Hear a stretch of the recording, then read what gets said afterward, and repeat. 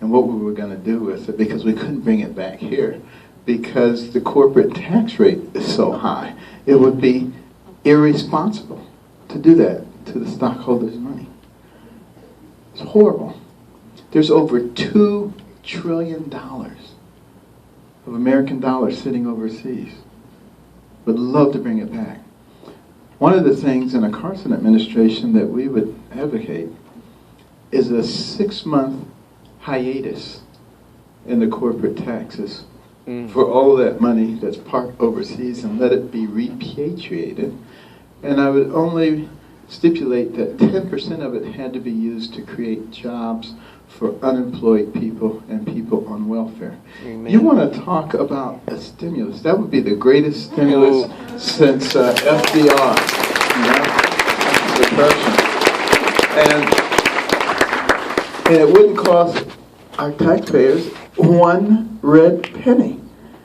You know, those are the kinds of things. That's low-hanging fruit. That is easy to do. And everybody agrees that our corporate tax rates are too high. But is anybody doing anything about it? You know, the Secretary of Treasury, Jack Lew, said American companies that do business overseas to avoid paying high taxes are unpatriotic. Now, what does that tell you about the understanding of the administration? People don't go into business to support the government. They go into business to make money. You know, and a smart government creates an environment that is conducive to just that, to making money. You know, when I was growing up, my mother was so thrifty, you know, and she's really the hero in my life.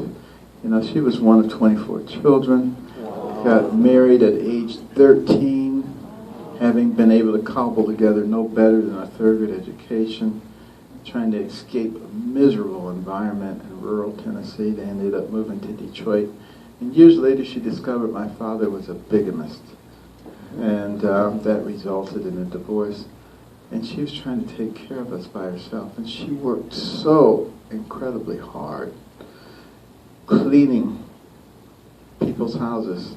She would leave at 5 in the morning, go from house to house to house, get back at midnight. Sometimes we didn't see her until the weekends because she would be gone before we got up, and she would get back after we came home. But she tried everything she could do to alleviate the pain of poverty in our lives. And people say, well, why don't you just go on welfare? You got 2 sons. They'll give you enough money to subsist on. But she didn't want to be on welfare. She didn't like the idea of being dependent on other people. And my mother was an interesting person. She refused to be a victim. She always said, there's something that you can do. And she never felt sorry for herself, which was a good thing. Problem is, she never felt sorry for us either. There was never any excuse that we could give that was acceptable to her.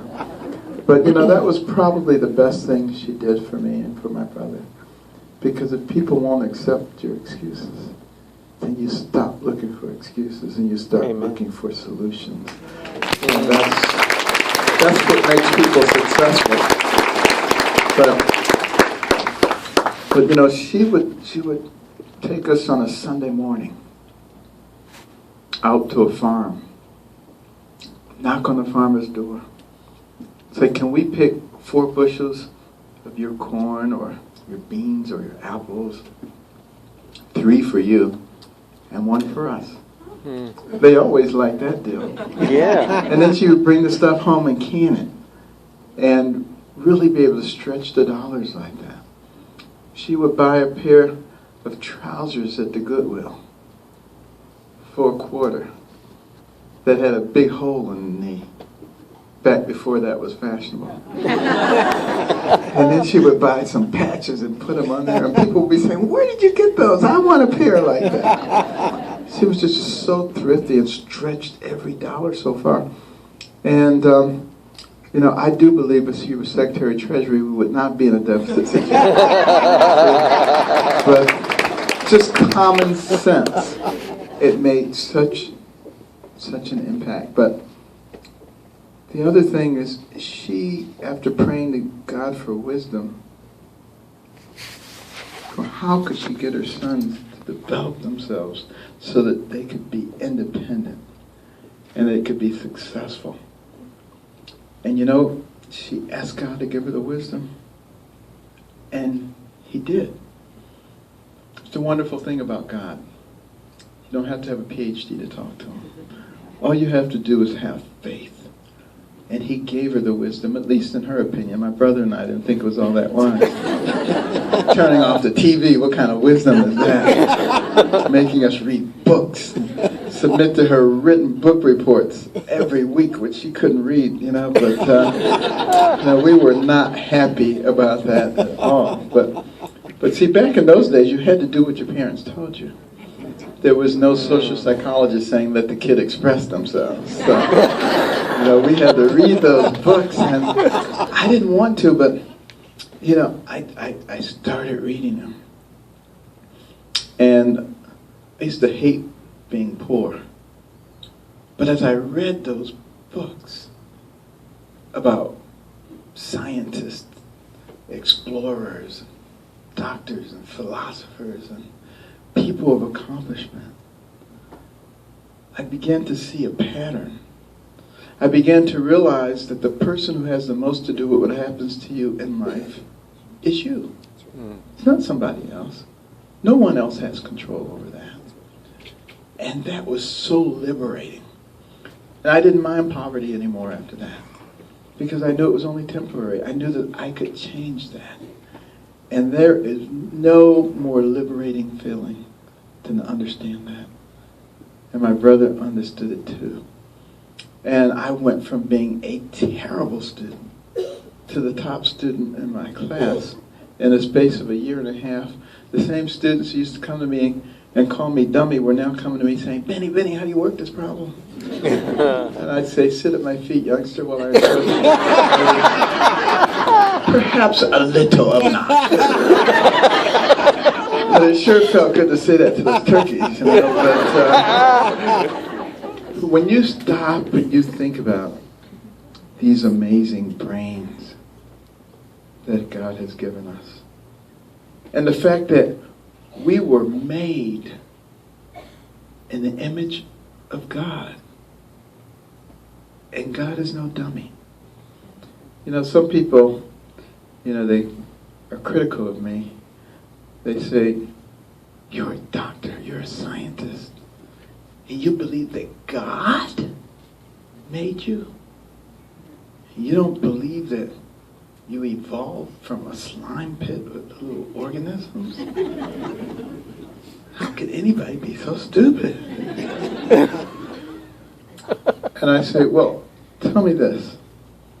I say, you, the great and mighty one, tell me, how did something come from nothing? How does that work? And they say, well, we don't understand everything. And I said, okay. I said, I'll just give you that there's something. Okay, we won't have to just say where it came from. It's there.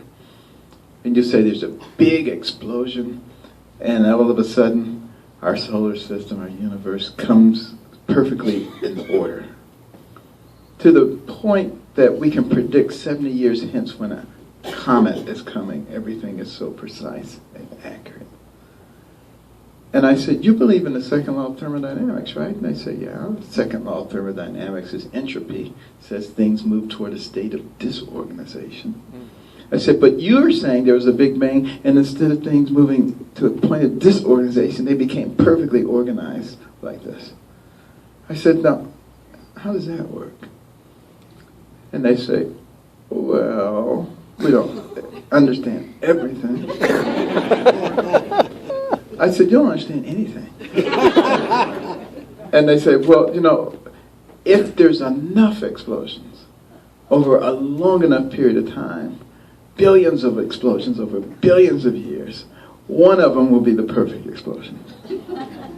I said, I see. So you're telling me if I blow a hurricane through a junkyard, billions of times over billions of years. After one of them, there'll be a 747 formed and ready to fly.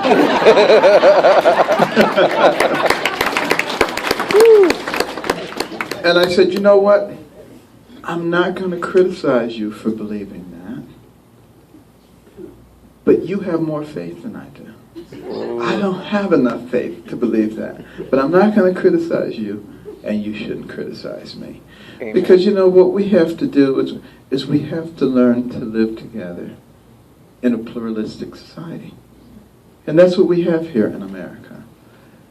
And our Constitution was designed to accommodate a pluralistic society. Not everybody has to believe the same thing. But we've allowed the purveyors of hatred and division to hold sway in our society, to convince us that we're each other's enemies if we have a disagreement about something.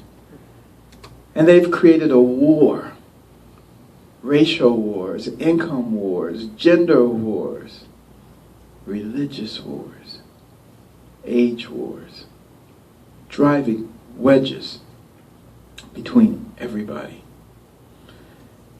And when you talk to people in the progressive movement, and you tell them about our horrific debts, they'll say, that's no problem, it's just a number. Nothing you need to worry about. Have you noticed that? Mm. And ISIS, the global jihadists, they're no threat to us. That's a problem over there in the Middle East. That's what they'll tell you. But I gotta tell you something. If I was in charge and I was trying to destroy America, I'll tell you what I would do. I would drive wedges between all the people. I would exploit every opportunity to make them hate each other. I would make Republicans believe that Democrats were evil and Democrats believe that Republicans were evil. I would have the younger people believing that the older people were against them. I would have blacks believing that whites were against them and whites believing that blacks were against them. I would always have income inequality on the front burner and trying to stir up class warfare. I would drive the debt to unsustainable levels. I would invite people here from other countries and put them on welfare. I would be giving people free telephones. I would be encouraging people to be on food stamps and have an immigration policy that invited other people into here. I would be telling people they could have free college. And I would just be driving that level of debt to a state where it was going to totally destabilize and cause a tremendous crash. And I would weaken our military. I would have the smallest Navy since 1917, the smallest Air Force capability since 1940. I would have our Marine Corps unready for its undeployed units to be ready to fight. I would encourage the sequester that would cut the heart of the personnel of our military. Our lieutenant colonels and majors and captains would be getting letters every week saying, don't re-enlist. And I would have the morale so low.